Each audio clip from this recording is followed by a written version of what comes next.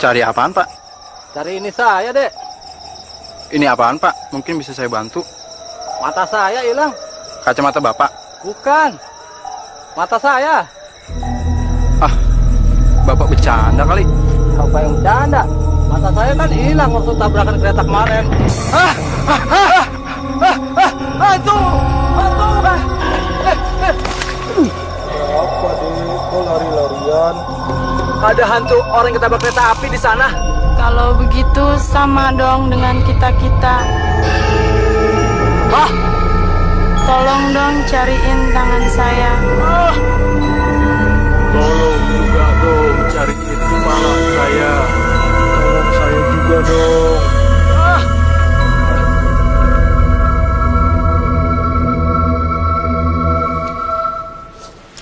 Selamat malam Misteri Mania.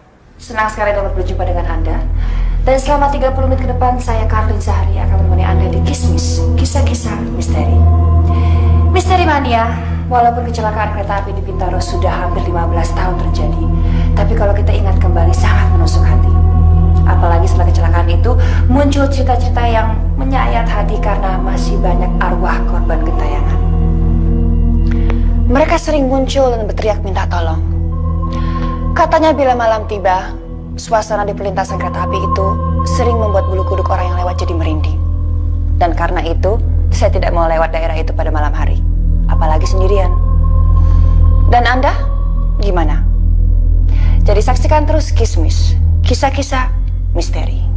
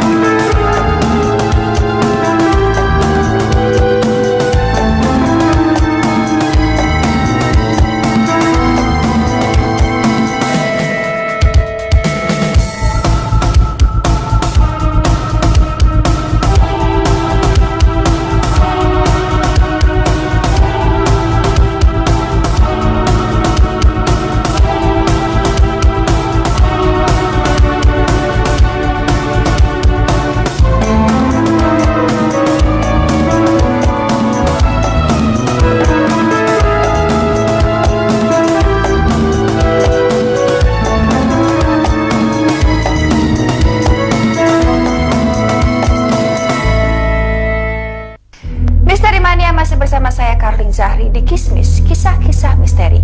Dan sebelum kita mendengar kejadian-kejadian yang lebih menyeramkan lagi, bagaimana kalau kita mendengar penuturan para selebritis kita berikut ini? Apakah Anda pernah mendengar cerita tentang hantu yang gentayangan akibat kecelakaan kereta api di Bintaro? Pernah sih pernah dengar. Itu temen gue. Katanya ada apa? Kuping jalan gitu. Katanya kuping jalan lagi nyariin badannya kuping. Terus nggak taunya ditanya sama orang yang nemuin kuping. Ditanyain bukan ini kupingnya katanya. Oh bukan, kuping saya nggak ada rokoknya katanya gitu. Katanya waktu tabrakan rokoknya diselipin di kupingnya di situ. Dengar sih begitu loh, dengar. Tapi bisa jadi ya soalnya kan istilahnya banyak nyawa yang ya istilahnya belum tenang kali ya ninggalin dunia gitu kan. Jadi ya sempat dengar juga sih ada ya namanya juga orang ngomongin kayak tragedi di Bintaro itu kan kayaknya nggak habis-habisnya juga kan. Katanya kalau malam kalau lewat situ kadang-kadang suka ada kereta lewat gitu. Padahal nggak ada jadwal kereta, tapi misalnya ada kereta. Kalau nggak, ya suara yang jelas banget katanya suara tangisan ya bayi anak kecil gitu. Ini saya pernah dengar, kebetulan kan saya di Bintaro itu kan ada sate keliling gitu ya. Pernah dengar ngobrol-ngobrol sama Bang Sate, katanya di sekitar situ pernah ada perempuan beli sate sama dia.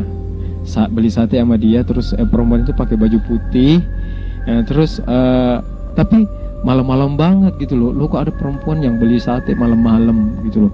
Nah terus setelah dilihat dia bayar, makannya banyak banget. Setelah dia bayar, itu duit disimpan. Setelah dilihat itu daun duitnya berubah jadi daun. Terus dia sempat kaget juga, waktu kok berubah jadi daun, sementara semalam itu berupa duit. Jadi ya mungkin yang beli itu setan kali, nggak tahu setan yang peristiwa Bintaro atau gimana. Yang jelas sih dia ngomongnya kayak gitu. Dan apakah Anda percaya dengan cerita itu? Tadinya sih enggak ya, tadinya gini loh, maksudnya udahlah itu kan cerita orang aja gitu. Tapi makin kesini kayaknya percaya loh aku sama adanya hantu. Yang namanya kayak gitu percaya nggak percaya ya. Jadi aku pikir yang penting kita yakin aja sama yang di atas gitu loh. Nah, gimana kalau Anda berada sendirian di Bintaro pada malam hari? Gua sendiri aja di rumah, takutnya setengah mati, nggak bisa tidur. Subuh baru bisa tidur gua. Namanya azan subuh tuh baru bisa tidur. Itu sendiri di rumah.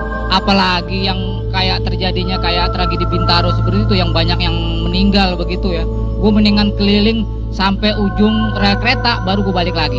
Kalau bisa begitu tuh. Kalau gue sih mendingan kalau masih punya teman yang baik di sekitar situ nginep aja kali ya. Karena katanya sih serem banget dan lagi itu kan langsung nembusnya ke perumahan lain juga, tapi gelap ya jalanannya. Kalau aku lewat situ malam-malam,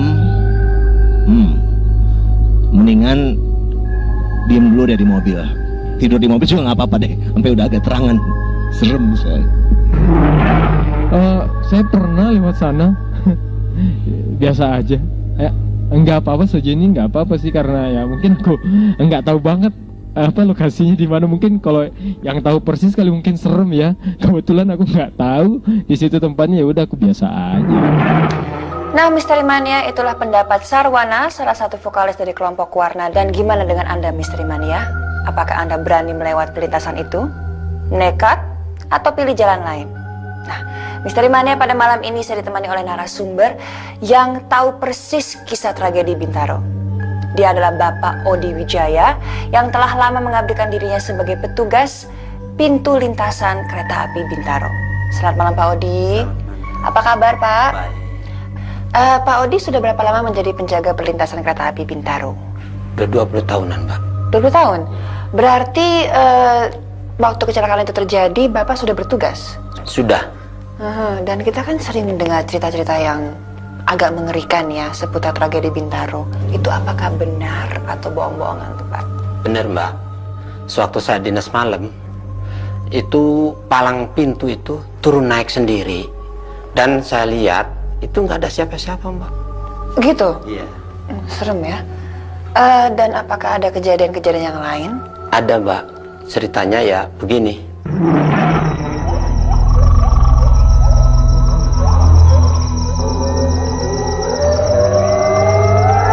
Bang, beca. Kok kaget? Kenapa, Bang? Enggak. Maksud saya, Mbak nongol dari mana? Dari jalan situ. Mbak mau naik beca? Ya iya dong. Kalau enggak, ngapain saya manggil? Ayo mari, Mbak.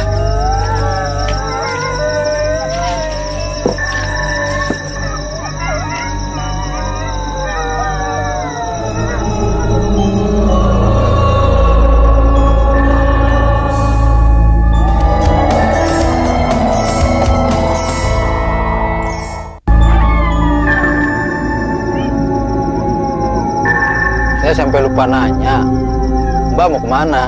Jalan Bintaro Ponco, Gang 1. Tahu kan, Bang? Tahu. Emangnya Mbak tinggal di situ udah lama? Belum. Memangnya kenapa, Bang? Di situ suka ngedengar suara yang aneh-aneh nggak? Maksud Abang? Ya kata orang-orang kalau tengah malam begini suka ada orang yang teriak-teriak minta tolong. Oh, suara itu. Itu sudah biasa di sini. Suara itu kan suara arwah penasaran yang tabrakan kereta api waktu itu. Masa sih? Memang Abang belum pernah ke situ ya? Belum, Mbak. Saya baru seminggu narik di sini.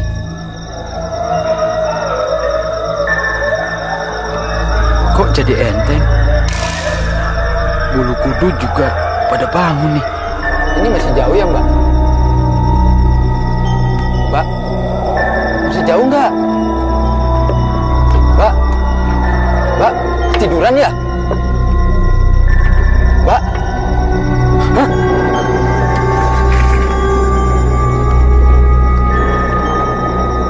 Kemana tuh cewek?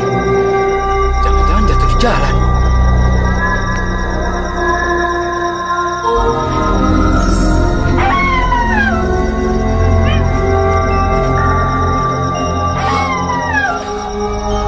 Kok Mbak jadi begini? Badan Mbak kemana? Badan saya berantakan gara-gara tabrakan kereta api waktu itu.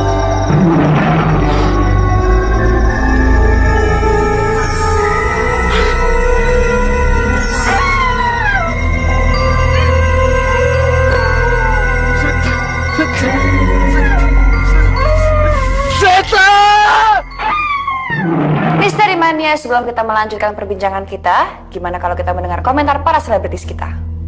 Gimana kalau Anda ketemu dengan arwah-arwah gentayangan akibat kecelakaan kereta api bentar?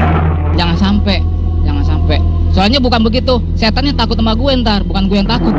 Wah, gue langsung teriak. Lari kali ya, lari walaupun ya ngibrit deh, kayaknya sih ngibrit deh kalau dikasih lihat kayak gitu. Untungnya nih aku sampai sekarang belum pernah muncul. Jangan sampai sih, emang kok malah ngundang ya. Jangan sampai deh ngeliat apalagi hantu dari ibaratnya mayat yang penasaran ya, atau ibaratnya matinya kan nggak wajar. Katanya lebih serem loh kalau yang matinya nggak wajar, benar nggak sih? Mungkin aku lebih takut sama manusia dibanding setan ya. Tapi jangan sampai lah. Ya aku juga aku percaya yang di atas ya. Ya di mana-mana tuh kalau misalnya masuk ke tempat yang baru, setidaknya saya selalu ya memberi salam lah ya. Saya selalu memberi salam, assalamualaikum. Itu kan berlaku untuk sesama kita manusia maupun makhluk halus ya. Jadi aku selalu minta izin, mudah-mudahan jangan sampai lah. Apakah Anda punya pengalaman pribadi ketemu dengan makhluk halus? Dulu pernah, Jarok pernah dulu dengan Diamor dulu ya. Waktu Diamor punya kantor dulu. Jadi di belakang kantor itu ada tempat buat cuci piring. Nah, itu baru kita tempatin, kita ngontrak di situ buat kantor. Nah, situ pakai triplek begitu, lembab gitu. Nah, sama teman-teman suruh bongkar, karyawan yang lain suruh bongkar. Dibongkar, besok-besok terjadi kejadian yang aneh gitu. Ya, misalnya kayak anak-anak nginep gitu ya di kantor gitu ya, malaman begadang terus tidur di sana. Itu jaket misalnya digantung gitu di kapstok di dekat pintu begitu, tahu-tahu terbang, tahu-tahu ada yang lempar jaket gitu, yang kayak gitu ya. Tapi belum pernah nemuin sih secara wujud yang asli, belum pernah nemuin. Kalau pribadi aku belum pernah dikasih lihat, belum pernah. Aku belum pernah lihat langsung gitu, belum pernah. Mendingan kalau bisa sih jangan deh, gue penakut loh. Saya pernah kos di Ujung Pandang, itu waktu saya masih kuliah di UMI. Saya itu waktu zaman nonton bola gitu. Sementara aku kan orangnya nggak suka banget bola ya, suka sih tapi nggak fanatik banget. Teman kosku tuh pada keluar nonton bola. Saya tuh serasa tahu nggak, diangkat dari tempat tidur, diangkat turun ke bawah, diangkat lagi, terus diturunin lagi. Akhirnya saya bangun tuh, kok saya udah ada di bawah. Perasaan saya tuh antara tidur dengan antara sadar dengan tidur gitu loh. Saya perasaan diangkat. Misteri Mania tidak terasa bahwa 30 menit sudah hampir usai. Terima kasih Bapak Odi atas waktunya ya. Sama-sama. Oke Misteri Mania, untuk itu saya Karlin Zahri beserta seluruh kru Kismis mohon undur diri sampai jumpa minggu depan dengan cerita-cerita yang lebih menyeramkan, yang lebih tegang, dan bisa membuat bulu kuduk Misteri Mania merinding. Tapi sebelum kita berpisah, kita akan lanjutkan juga pembicaraan kita dengan Bapak Odi. Pak Odi, apakah ada kejadian-kejadian yang lain yang mungkin lebih mengerikan? Ada. Begini ceritanya.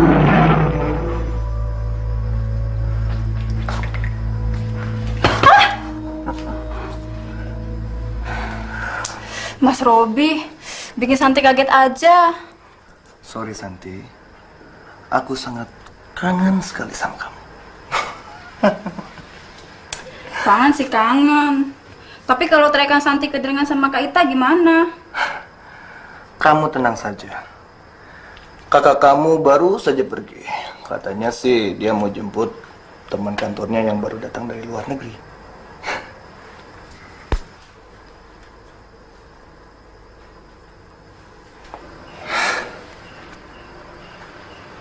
Kenapa Santi?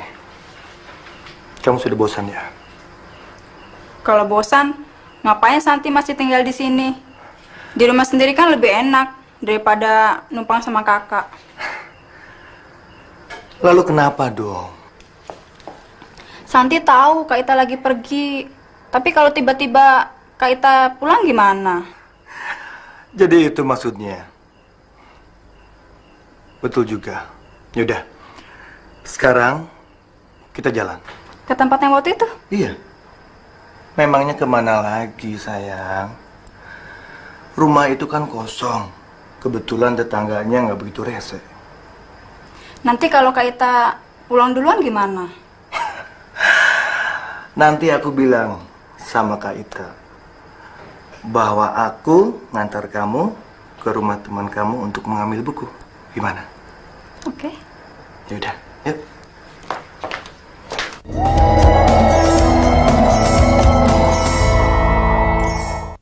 Kita lewat mana sih, Di? Ini Jalan Bintaro. Jadi kalau malam-malam begini, lewat sini lebih cepat. Bintaro tempat kecelakaan kereta api waktu itu? Iya. Memangnya kenapa? Serem. Kata orang-orang, di sini banyak kejadian yang aneh-aneh. Alah, kamu percaya sama gituan?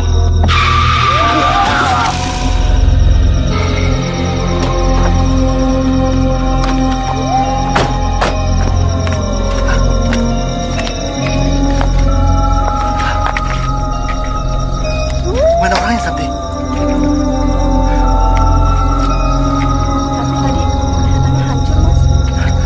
Iya, saya tadi lihat.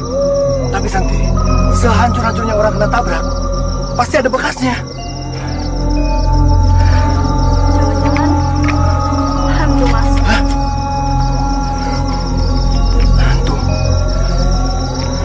Mungkin juga. Ayo.